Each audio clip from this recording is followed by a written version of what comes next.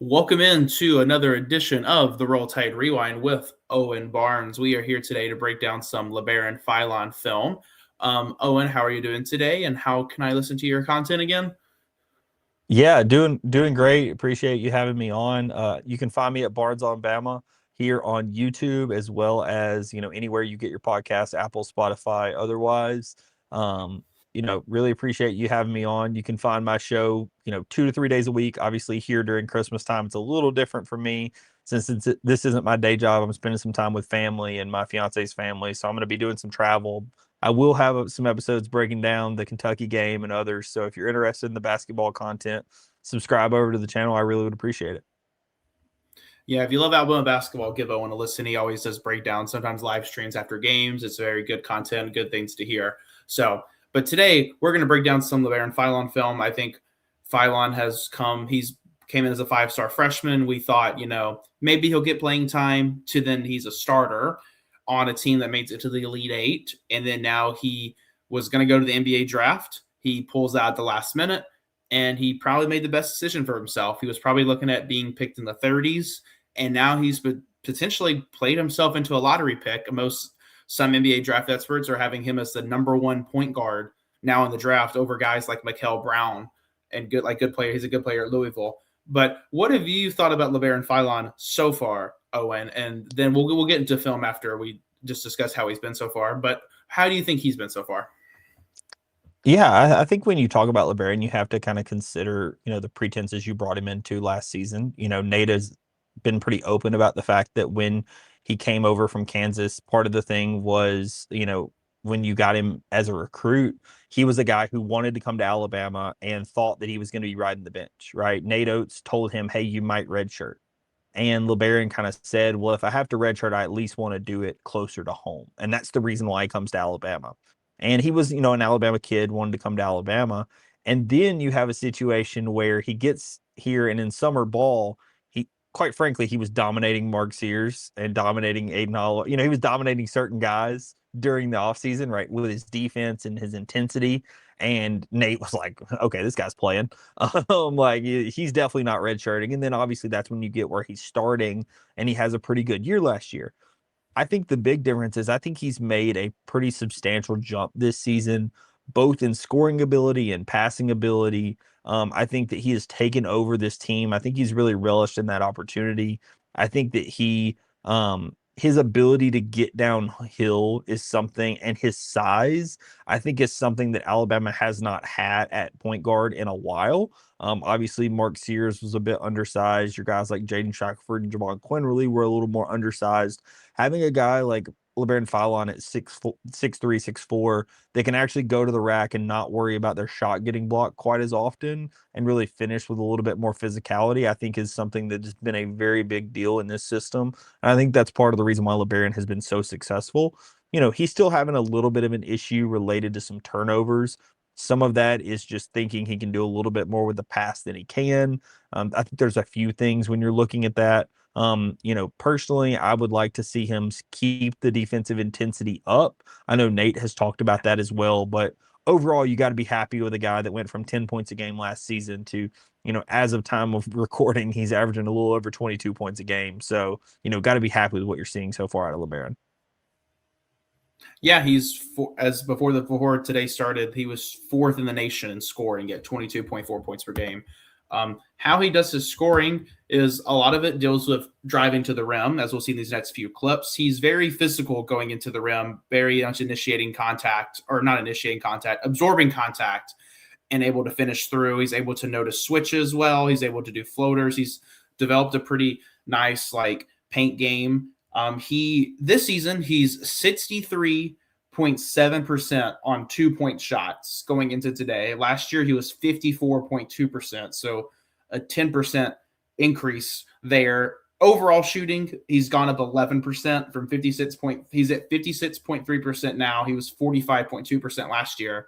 And then a stat I saw today from College Basketball Analytics before the Kennesaw State game today, LeBaron is third in the country from a guard in points in the paint at 118. And that's an incredible stat. But he's very good at noticing mismatches, going off the ball screens, and able to find the holes in the defense. For example, we'll go to this drive on Big Z right here. Big Z's a tall, lanky guy, but he's not going to deal with the physicality from Labaron. Labaron sees it and immediately takes it on Z and is able to get the layup. And then he did pretty good against Clemson, just shifty through. There's just not much a defense can do, because I think Clemson does a good job here at getting around the ball screen. He's not in front of Labaron. Labaron does have the side edge on him and is in front of him, but there's a defender in the paint. The 5 is already on him, and it doesn't really matter. Labaron probably gets fouled there. They don't call a foul. And then even later in the first half against Clemson, Houston Millett has worked miracles on his ball screens at Gage, and making like a fake ball screen, touching the defender, going back and forth, and he's still Labaron's able to work around it and able to make the layup. But as you've seen in these clips, he's physical. He's going to absorb the contact. He's going to get hit. Some of his shots are going to be blocked because of that. But it's such a big body for a guard, he's able to get around these blocks. And even right here on this play, Trelly does a ghost screen, makes the defender think. And as soon as that defender has the thought of that screen, Labaron has already blown right by him and is hitting the layup. And then on this one right here, he gets a mismatch on St. John's big. And he's able to take advantage of that. He sees the mismatch, and he's able to even – the thing is, even with the mismatch, you think Labaron's going to beat him with just quickness. Now he beats him with a bit of strength as well, hitting that shoulder right into him, knocking him off his balance, and is able to make a good runner. Do you think Labaron – what step have you seen him take this year with driving to the rim? Because last year he drove to the rim, and I thought he was efficient at it. But this year it's like almost automatic. If he's driving to the rim, that ball is either going in or he's going to be fouled. Yeah, I think he just has a little bit more aggression. I think that because he knew last season that he was a freshman on a team that had Mark Sears, Grant Nelson, and others, I think that it was a situation where LeBaron was under the impression that he shouldn't be a ball hog. And I'm not saying he is a ball hog now, but I think at times, like there have been times this season where it feels like LeBaron just is going to will you to victory, right? There was time, I think, in the Clemson game where the game got close, and then like 10 straight points, I feel like, was LeBaron, right? Or there were times where he just steps up, whether it be offense, defense, whatever, and it feels like he's going to get a basket. This time, I don't care. LeBaron's got it. And I think that that's something that he is more comfortable in doing this season, that he wasn't comfortable in doing last season. So for me, I think that's one of the big ones, is I just think that he's more comfortable in actually going and getting the bucket. Whereas I think last season he was a little bit more concerned, didn't want to have the ball in his hands maybe quite as much because of a guy like Mark Sears or Grant Nelson or, Aiden or whoever, right? Just other guys who were on the team. I think that, that also has partially changed his aggression and him knowing that, he also knows that if he keeps that aggression, it's going to open up his passing lanes. And I think that's what he's honestly been substantially better at. And I'm sure we'll get to it. But I think that's the place where he's really grown. It and the 3-point shooting, I think, is the two places he's grown the most. But I think from a downhill perspective, I think it's because he's not afraid to have that ball in his hands. And I think under last season's team, I think he was a little bit more concerned about having the ball in his hands. Yeah, and that's a good segue, talking about his passing ability. Because of the attention that he brings, he's able to make these good passes that when he draws the defenders in, it lets another Alabama player be open for a shot. So like this play for Houston Millett, this is to start the game. But you see how when LeBaron takes this drive in, he doesn't even go in. He has two defenders in this zone that just occupy his space, and that gives Houston just enough room to hit a three to start the game. You'll see in this next clip here, LeBaron is going to call for the screen for Bowen and is able to get the bounce pass to him as soon as the two defenders step up. Great screen by Bowen, able to get, and then his lanky arms are able to get around the defender and able to get the layup. This is a good one right here to end the half against St. John's. Get a screen from Trelly, and then you're going to see the defenders just occupy all this space, get to the Trelly, he's able to dish it to Aiden, able to hit the three right at the end of the half, which was a big shot for the game. You see it here against Illinois.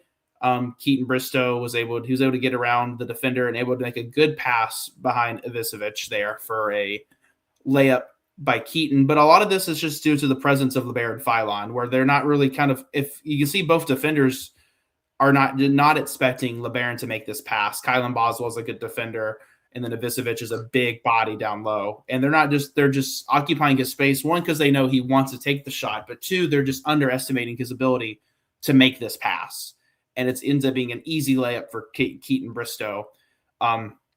You'll see it here. Same thing with Bo Bowen. It's like they know Labaron is a scorer. They want to take that away from him. Mirkovic and Ivicevic go right for him, and that leaves Bo Bowen with just an easy floater. He's almost a 7-foot guy. That's going to be an easy shot for him to make, even above Ivicevic at 7'2". And even in this point of the game against Clemson, Alabama had a 19-point lead. The lead got blown. Clemson took the lead. You see 4 guys go to the paint as soon as Labaron starts to drive. And London Jemison, who's gotten a lot better at shooting threes, is becoming more of a consistent threat from the outside. I hope he gets healthier. He didn't play today against Kennesaw State. But yeah, and like a lot of these clips, it's just the occupying of space to Labaron Philon leaves his guys open for easy buckets. You were talking about his passing ability. So far, he's like basically at a 2-to-1 assist ratio. And then you were speaking about his assist like numbers, like at like what, 38%? Did you say? Yeah, his current assist rate in the entire country. So his assist rate currently is at 37.9%, which is good for 19th in the country. To put it into perspective, last season he was at 25% over the course of the season. Obviously, those numbers may come down a little bit, but even in tier A and B games, which are kind of the top tier games that Ken Palm grades, he's above 33, 36% in both of those, right? So he's at a minimum increased those numbers by a solid 8% plus.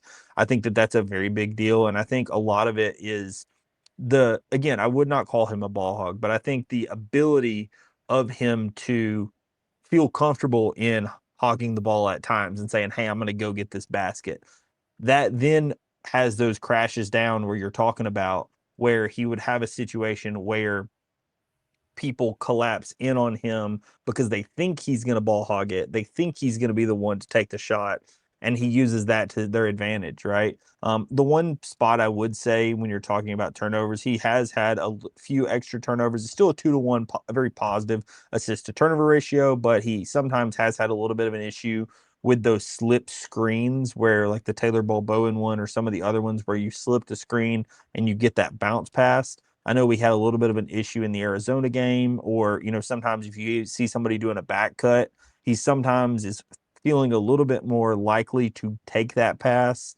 and sometimes he may be, I think he's trying to get people involved a little too much at times. I much would rather somebody trying to get their teammates involved than otherwise, right? So I'm okay with it, but I do think that that's where you are sometimes seeing a little bit of drawback with him, is the ability to pass being so good. I think sometimes he overestimates how quickly he can get the ball there, and it's either on him too quick, or in Arizona's case, in that second half, they ramped up the defensive pressure, and that's what caused him to have some of the turnovers. I know there was a back cut. I think it can't remember if it was the Clemson game or one of them. There was like a back cut from Houston, and in Coleman, Labaron tries to bounce pass it and get it there, and he immediately had a turnover, and Nate, kind of pulled him and immediately brought him to the side and was like, hey man, like I know what you're trying to do, and I appreciate you trying to do it, but sometimes just take the easy pass, take the easy, thing. And I think sometimes he overestimates his ability, but his ability is very, very strong. So I understand kind of where he's getting to. Yeah, his ability is like you said, very strong. He knows what he's capable of, but sometimes when the plays are right there, like Nate is saying, maybe it is best just to give that opportunity, like kind of like that right there to London Jemison. This play right here. I mean, I guess if he wanted to force a pass to the other side to Houston, Houston is there, but the easy pass is right there to London to make the play. That's a perfect example, right? Like, just because you can make that pass to Houston does not mean you need to try to wrap your arm around the back to make the pass to Houston. Just take the easy pass to London. Worst case scenario, if they close out, they could, do the pass to, they could do something else. But, I think in some games he's like overreaching a little bit, and he would try to force that pass to Houston, and then a Clemson guy could get their hand out and tip the ball, or maybe he throws it out of bounds, right? There's so many things that can happen when you're dealing with sometimes taking the harder pass. Not to say that the pass wasn't open, it just is obviously a substantially harder pass than the pass to London that just led to an immediate wide open three. And I think that's what Nate has to sometimes work with him on is, there's a point where just taking what's given is what the best thing you could do is. Mm-hmm. Yeah. To transition into our next topic, we talked about his 2-point shooting improving. Well, what about his 3-point shooting? His 3-point shooting last year, he sat at 31.5% on 124 3-point attempts. So, not the best 3-point shooter, wasn't the guy we were wanting to take 3-pointers. We had Mark Sears, we had, other guys that we were like confident would be better shooters than him. This year, we have gone up from 31.5% to 43.1%, a very much incredible jump. And even on much, higher attempts. Last year, he attempted 124 3-pointers, shot up 31.5%. And then this year, he's on pace in a 30, if Alabama played 37 games like they did last year, he's on pace to attempt 195 3-pointers. So we're on a 71. I think 71 more 3-point attempts per pace, and he's shooting 12% better from three. So very much an incredible jump. This is the part of his game going into the offseason and going into this season where I was wanting him to make the biggest jump in, and I feel like he's made a pretty sizable jump, which is crazy because it might not be his biggest jump. I think he's actually like his driving to the rim is his most efficient part of his game, but this 3-point is just another is a cherry on top. He's hitting step in threes, he's getting catch and shoot threes, he's making it work for himself, and he's also doing his step back threes, which his step back threes, I'm kind of indifferent on, because if they go in, I'm like, yeah, best shot ever. But if they miss, I'm just kind of like, why didn't you just drive in? Why didn't you take advantage? But he's making them, he's shooting 43% on them. So I can't really, sometimes I just have to tip my cap to what Labaron is doing. But what do you think of Labaron's 3-point shooting this year? And how do you think it's going to sway off from 43%? You think he's kind of right where he's going to be at for this season? Because I think Mark Sears in 2020, the Final Four year, Mark Sears, I think, was somewhere around 44%, and then Trelly was at 45%, just two ungodly numbers to keep up for an entire year. But what do you think about his 3-point shooting? I think realistically, he's somewhere between 38 and 41, right? I think that's what he finishes at this season, but that's still a substantial jump up from 31%, right? So I think that his number may drop a little bit, but I think that realistically, I don't think that it drops much more below, right? As of today's recording, I have the KenPom numbers has him at 42.2%. He's made 27 threes. He made 39 all last season. He has about half of the attempts. So, on last season's pace, he would have made about 15 more threes compared to what he would have done last season on the same number of attempts, right? So obviously that percentage, sometimes you hear the percentage the percentage increased, but that's 15 more threes. That's a fairly substantial amount, especially in some close games. I think that honestly, the funny part is I actually would consider the step back three the most important three. And the reason why is I think the step back three sets up the drive, right? I think that they set up each other, right? His ability to drive sets up the step back three.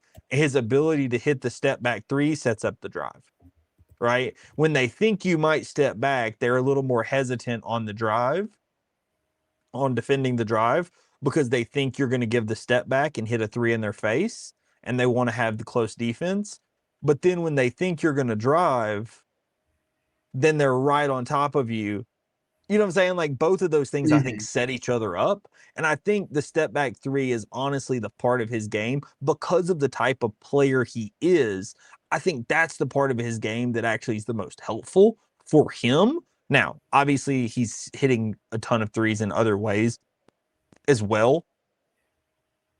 But I think the ability to hit the step back, whether he does it in every game or not, the ability to hit that shot opens up some driving lanes, because I think it gives just enough hesitation of I need to stay really on top of him that allows him to get past the defender when they think he's going to do a step back, right? Whether he gives a Mhm. hesitation or whatever it is, right? I think some of those things allow him to get to the basket more. So for me, I think that the step back threes are a part of his game that he's worked on obviously a ton. The 3-point shooting, I think, is a big reason why you're looking at LeBaron lottery numbers, right? LeBaron was a driving guard that people knew could defend, could see some defending ability, but you really saw a pretty raw 3-point shooter as a freshman, and you saw a guy at 10 points a game. Now you're looking at a guy again, 22 and a half points per game, shooting over 42% on the season so far this season, right? Like that's a guy the NBA is salivating over because he can still get downhill, right? That didn't take away from his downhill ability, didn't take away from his passing ability. He is perfect fit for what they want to do at the NBA level. And, him having that scoring ability from deep is a big deal. One thing we didn't mention, and I kind of want to mention it here with the step backs, when you were talking about his scoring from two, he's currently at like 62.5% shooting from two. And the reason I mention that is LeBaron, I wouldn't say he takes a lot of them, but he's the one guy on the team that takes some non-rim twos, right? Nate talks about those non-rim twos. He's like one of the only guys on the team that takes some. So the fact that he does take some non-rim twos and still has that 62 and a half, percentage from 2-point land, I think that's part of the reason why he sometimes gets those non-rim twos, right? Especially Mhm. if he can get past a defender and that shot's wide open. I'm a season ticket holder, and I watch Nato's face when some of the shots are taken. When it's early in a possession and you haven't done anything, that's when Nate gets upset at the mid range. But if you have 5 seconds left on the clock and you shake your defender and you got some opening, yeah, you take the shot. Nate's super happy with him taking it. You made it. Come on, let's move on. Right. Like, so I think that's one of the underrated things that people think about when you think about a NATO's offense, because the non rim twos are kind of a very big discussion. LeBaron takes them.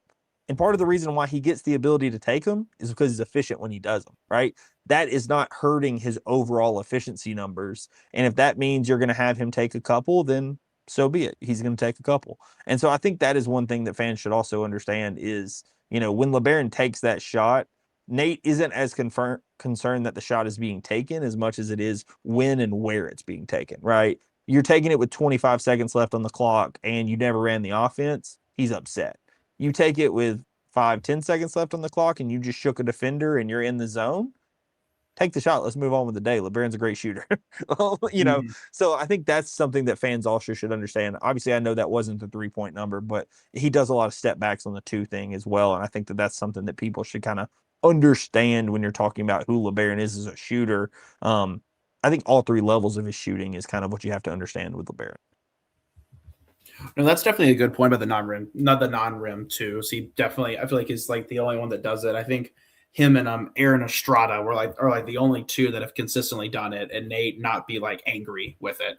But yeah, like if you shake the defender, you're wide open, and there's 5 seconds left. Like no point running back to the 3-point line. Just take the shot. Um, but we'll go into the last part here. One thing I've seen about LeBaron this year, and there's one of those non-rim twos that we're speaking of. Um, he's been clutch. He's delivered when he's needed to, especially in the St. John's, Illinois, and the Clemson games. You see, there's 3 minutes left in this St. John's game. Hits a big But look at the mid-range shot. clock. Yeah, He, look at he the when he clock. makes that, there's 6 seconds left when he makes that shot, and look at how the defenders had closed out. Nobody else was open. It wasn't like he passed up an open shooter to take that. There's 6 seconds left on the clock. The only guy who's maybe a little bit more open is Taylor, but I don't know if y'all have seen Taylor's 3-point shot. It's probably one of the slower releases on the team. So Mm-hmm. Taylor probably doesn't get the shot off before they close out on him. So that's the best shot available. The best shot available for that possession was LeBaron taking that. He also had kind of went into full lockdown mode, kind of like you're talking about of how clutch he is. But that's like a perfect example of what I'm talking about. Nate's not upset with that shot at all. Like, look at Nate's reaction. Nate is completely okay with this shot because he knows that was the best shot available. There's 7 seconds left on the clock. It wasn't like you're passing up an open 3-point shooter. It's not like you didn't run the offense. You got the score. Let's move on. Right. And I think that's what people just need to understand is that shot is one that people would tell you Nate hates. And again, watch his reaction. He clearly doesn't hate it. Mm-hmm. No, yeah. Yeah. Nate doesn't ban the mid range. It's just not used as much, which is like a concept people don't understand a lot of the time. But this is probably my favorite Labaron shot of the year. 2 minutes left in the game, 7 point game. This was ice cold from Labaron Philon against St. John's, and that virtually ended the game against St. John's. I think his best like closer moment was against Illinois. I think he ended the game with like 10 straight points at one point, but he gets the mismatch here against Big Z. He's trying to figure out, am I going to drive on him? What am I going to do? Houston does his ghost screen, and that a lot of credit to Houston on that play. That play is made because of Houston. His ghost screen causes two defenders to run into each other, and Labaron has an easy layup to walk in to get back to a 5-point game. Illinois cuts it to 3. You have Labaron here again. Houston trying to do a screen again, and Houston does a good job, but an even better job by Labaron here to not get his shot blocked, kind of hang in the air, and is able to get his own follow and to get the rebound. But incredible here, as he goes up for a layup, it's going to be blocked. If he goes for a dunk or a layup, it is definitely going to be blocked. So he pauses midair, lets the defender go by, and just gets unfortunate on the bounce, but is able to get the lucky bounce to get his tip in. And then you see here the crowd's getting pumped up. Illinois has got it right back to a 3-point game. Look at the time on the shot clock. He's in full lockdown mode. That is a tough shot from Labaron Philon, because if that's a miss, it goes as, why did you attempt it so early? Well, I can tell you for sure, Nate isn't mad. That was the shot that he wanted. That was the shot that Nate wanted. It was the guy he wanted taking the shot. And look, Big Z doesn't have his hand up. Big Z is not ready for him to take that shot because he sees 19 seconds and he does not think the shot's being taken. Right? Like, Big Z doesn't even attempt to put his hand up until LeBaron's already in his shooting motion. Yeah. Nate's completely good with that shot. Yeah, Nate is totally satisfied with that shot because that's the best shot for that possession. Like, who knows if you waited to 7 seconds, what if there's nothing there and you're just kind of throwing up a prayer, which that's not a prayer. That's just Labaron Philon shooting and very deep NBA 3 is what that is, because that black line is the NBA line at this arena. And then, yeah, that was a great closing moment against Illinois. Against Clemson, if you watch this game, Alabama was up by 19 points in the first half, managed to blow the lead. As soon as Clemson takes the lead for the first time, Labaron immediately drives down the court. They give him the ball, and he does this shot, gets fouled, and one, puts us right back in the lead. Now, it kind of went back and forth from there. We're 83 to 81, another and one opportunity, and he's able to convert it up by 1. And then here, drive into the rim, another non-rim 2, but he's close enough, but he gets the friendly roll. But I thought the Illinois game was his best, but Clemson is one of the better ones because that game, the offense, this is one of those, like I talked about in our SEC preview yesterday, but when the offense stalls, it stalls. It goes really dead, and it went really dead in this Clemson game. But whenever Clemson took the lead, Labaron went full takeover mode. And I think that's what separates him from a lot of players in college basketball, his ability to fully take over a game. I don't think Alabama had a guy like Mark Sears 2 years ago was better than the Mark Sears last year, just from just a watching standpoint. I didn't think Mark Sears had this ability last year to take over games. Now in the BYU game, he hit 10 3-pointers, so obviously he has the ability. But this takeover mode that Labaron has, whenever things go wrong, we have this guy. He'll take care of it. Is I think a difference on this team than maybe from the last few years teams. Whereas if things are going wrong, we have this guy. Whereas the other teams, had other guys. Like if it wasn't Sears, maybe it's Grant Nelson. If it's not Grant Nelson, maybe it's Latrell Wrightsell, maybe it's this other guy. Whereas this team, if we're going to be in this type of situation, it's going to be Labaron Philon. And what do you think about his clutchness so far this year? Yeah, so I think the big thing, what you're hinting on, is obviously that takeover mode. I think that when I think takeover mode, there's 2 takeover mode games that kind of come to mind. The biggest one, people are going to talk about, try to talk about the Colin Sexton game. I disagree. That was just a whatever. The game where he's 3-on-5, right? That's just a guy that's really good hitting some shots, right? Whatever. For me, the takeover mode game is the South Carolina game for Brandon Miller post incident, right? That is the biggest example of I am going to carry the team. I don't care what happens. Give me the ball and get the hell out of the way. Right? Like that was clearly what happened in that game. And I think that Mhm. what LeBaron has for you, and if you were at this Clemson game, you could see it in his eyes. When Alabama went down, LeBaron like flipped a switch and was like, okay, I got this. Give me the ball. Get out the way. And LeBaron like immediately, like you showed in these clips, he immediately goes and hits the and one. He immediately does that. And I think that the difference in I would consider that game more of a takeover game, where I would consider the Illinois and the St. John's more of a clutch game, right? Now, Mhm. both of them two sides of the same coin. I think the Illinois and the St. John's is like wanting the big shot, like, hey, trust me, time going down, trust me, I've got this shot. And I think that him having scoring at all three levels is what helps that, right? The fact that he can blow by you and get to the basket and score, whether you try to block his shot or not, whether he needs to take that mid range shot and close it like he did in the St. John's game, whether he needs to hit a three with, 10 seconds on the, or, however much time on the clock to go up 10 against Illinois, right? He done all those. But I think the Clemson game gives you a version of that Brandon Miller versus South Carolina. It gives you I'm going to take over this game. If Alabama's offense stalls, give me the ball, run ISO, and get the heck out of the way. I got this, right? And I think that's something that Alabama, like you said, you know, Mark Sears was great for what he was. Um, But Mark Sears was not a guy, he did not have the size where if somebody really got big and physical up into him, they weren't going to be able to be that. He wasn't going to be able to just dominate with the ball. LeBaron has the size at 6'4, has the strength, has the ability to not worry about the contact, but then also has the mid range game if you sag off of him, has because of the 3-point shot that he has now, again, that 3-point shot makes you have to come out on him, which allows him to get you on your back foot to be able to drive on you, right? Like everything kind of builds on one another. And I think, again, that's when you're talking about a Brandon Miller. Brandon Miller was elite finishing at the rim. He had a mid range game if he needed it. He also had the 3-point shot. Like he was somebody that he could take over because he could score at all three levels. That's what Labaron Philon has for you. Obviously, different types of players, but I'm just meaning like when you're talking about a singular game, the offense isn't doing anything, you need a guy to go get you a bucket. LeBaron can be that guy, but I think he can be that guy if the offense is playing bad.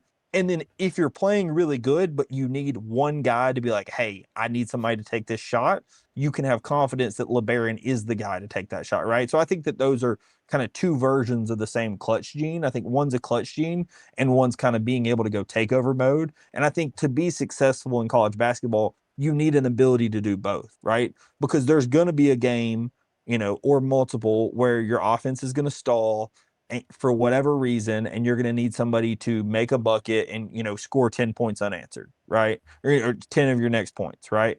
LeBaron can do that. But then you're also going to be in some big games, especially if you're going to, have a deep run. You're going to be in some big games where you need somebody who can close it out, can hit a three, can hit a two, can hit big free throws, whatever it is. And I think that that's what LeBaron potentially also gives you as well, because again, that's what you saw in that Illinois game. And I think that's kind of the big thing with LeBaron is he has both sides of it. It's not just I can take over. It's also when the moment gets big, just give me the ball. I got this. No, definitely. That takeover mode is definitely like a difference of this year's team and maybe like a last few years team. But yeah, that is our LeBaron Philon film review. We went through his ability to drive to the rim, how he's able to pass out of these drives and able to get to have people surround him and make the easy passes instead of the bad passes. 3-point shooting's improved and the clutch slash takeover gene.